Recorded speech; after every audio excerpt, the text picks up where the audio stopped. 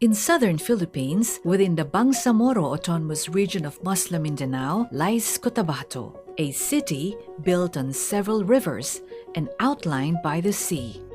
Almost 400,000 people call it home.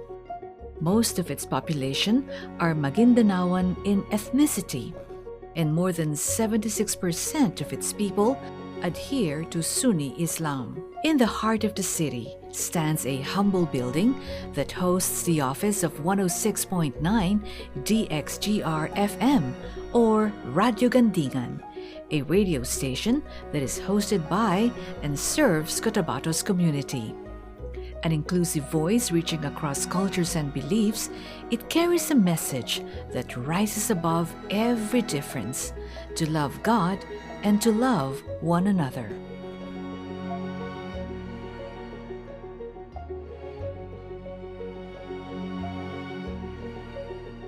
Ako po si Bernice Malik Castillon, mas kilalang Ate Vic Vic. Ako po ang station manager ng 106.9 DXGR FM Radyo Gandingan dito sa Cotabato City. At the same time, ako po ang office head ng Al Hayat Foundation. It's a faith-based Christian organization dito sa Cotabato City. Nag-start ako year 2000. Ako ay mass comm graduate at simple lang. So gusto ko lang mag-work sa station. Nagugulat na lang ako, in-invite ako dito as a program assistant for Radyo Gandingan. Sabi ko, Lord, anong gagawin ko sa Alayat? Nagko-community learning and language learning ako. Unang pagpunta ko sa mga bahay-bahay, nakafeel ako ng awa. Nagulat ako kasi yung kitchen nila walang ibang laman kung hindi asin, toyo. So parang hindi ko maintindihan na tumutulo na lang yung luha ko. Hindi naman ako mayaman, kapos din, pero mas kapos pa pala sila. Sabi ko, Lord, punan mo yung mga pagkukulang nila sa pamamagitan ng Al Hayat Foundation, sa pamamagitan ng Radyo Gandingan program.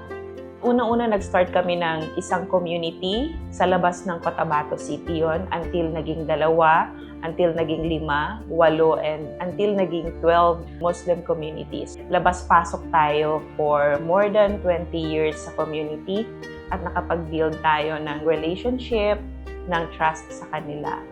Yung first community natin, ito yung Bito, Dato, Idinsin, Swats. So yung farming nila nag-improve dahil may mga nakipag-partner na sa kanila ng ibang mga NGOs, ang government talagang nagtiwala na sa kanila. Ang daming mga farming equipments, trainings na ibinigay sa kanila. Dahil yon sa tulong ng Radyo Gandingan.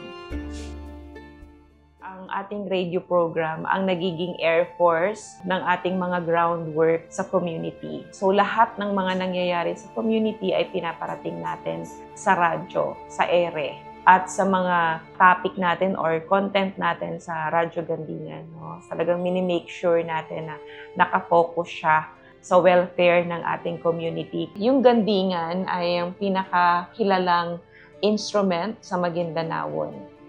Kapag ito kasing Gandingan ang narinig nila, ibig sabihin, kinokol yung attention nila, merong importanteng announcement, merong importanteng magaganap sa community. So kapag yung Gandingan, yung naririnig, importante na makinig sila. So kaya yun yung ginawa naming name ng program, radio program, at ngayon pati estasyon. Nasa policy ng Al Hayat na we will welcome yung mga Muslim. Kung ano yung kinakain namin, ino-offer namin sa kanila. Kung ano yung kaya naming ibigay, binibigay namin. Except siguro yung mga bawal sa kanila. Kasi paano natin sila makikilala, paano natin malalaman ng kanilang kultura kung hindi natin sila makakasama. Ako si Kadige Panalangin. Ako po si Dato Manong Abong Maulana. Ako nga pala po si Pinatun Bakay. Ako po si Nasir Salik. Ang Radyo Gandingan yung nagbigay tulay kung paano ko ipagpatuloy ang aking buhay. Napakalaking tulong po sa akin. Hindi talaga ako marunong magsulat, magbasa. Dahil sa Radyo Gandingan na ibinigay nila sa amin na training, seminar. Isa ang Radio Gandingan na tumulong sa akin pabaguhin ang aking sarili sa paninigarilyo. Sila ang daan na parang tumibay ang buhay ko. Ang Radyo Gandingan ay napakalaking bigay sa akin. Hindi lang sa akin, kundi pati sa pamilya ko at sa buong barangay ko. Hindi lang sila nakakatulong sa aking buhay, pati sa pamilya ko at saka sa komunidad ko, nakakatulong sila. Sa pamilya ko, laking tulong talaga. Doon sa programa namin, nakakakuha ng magandang aral. Itong Radyo Gandingan ay pangalawang tahanan ko na po. Para magkakapatid kami, hindi lang magkakapatid, magkakapamilya pa. Kami dito na mga radyo talent, parang dito na build up yung pagiging magkapatid namin. Iba-ibang barangay kami. Iba-ibang lugar, malalayo yung iba. Pero kung titingnan, para kaming isang bahay lang. Isang kwan lang tayo, grupo, so magtutulungan tayo. Guided by the tagline, Ang Kapayapaan Mo, Radyo Gandingan continues to be a bridge of understanding and a voice of peace.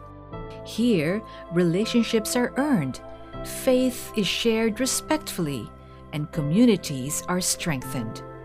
Every broadcast is a step towards stronger, more compassionate communities until all have heard.